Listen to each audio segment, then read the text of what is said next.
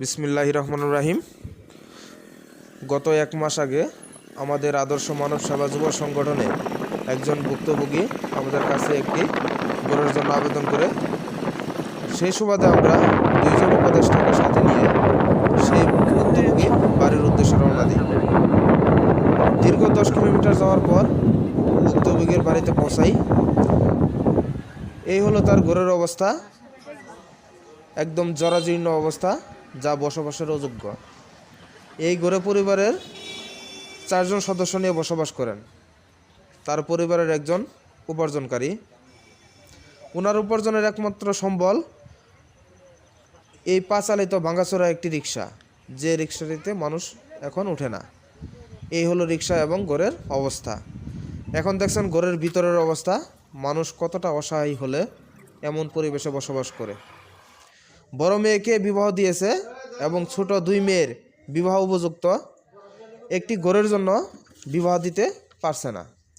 আমরা এই সমস্ত বিবেচনা করে সকল উপদেষ্টা এবং সদস্যদের সাথে কথা বলে আমরা ওনার ঘরের জন্য মালামাল ক্রয় করতে দোকানে চলে যাই।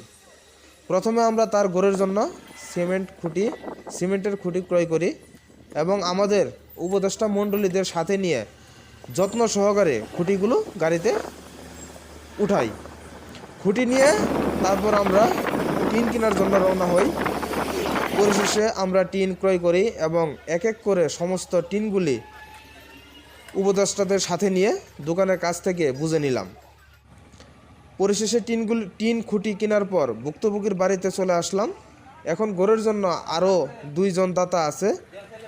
কিছু টিন, কাঠ এবং লোহা মিস্ত্রি খরচ দিয়ে সহযোগিতা করছেন, যাদের নাম আমাদের উল্লেখ করা নিষেধ।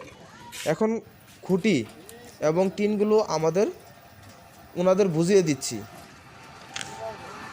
আমরা ঘরের সমস্ত ভিডিও দিতে পারলাম না, কারণ এই ঘরের সাথে সংযুক্ত আরও 2 জন দাতা আছে, আর বাকি মালগুলো তারা এই 2 জনেই দিয়েছে।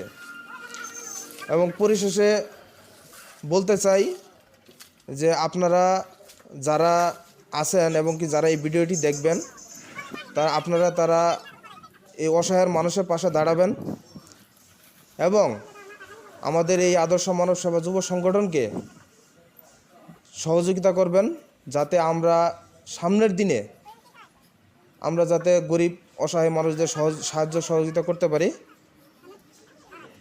এই আশা এবং প্রত্যাশা রেখে আমাদের এই পেজটিকে ফলো দিয়ে আমাদের সাথেই থাকবেন।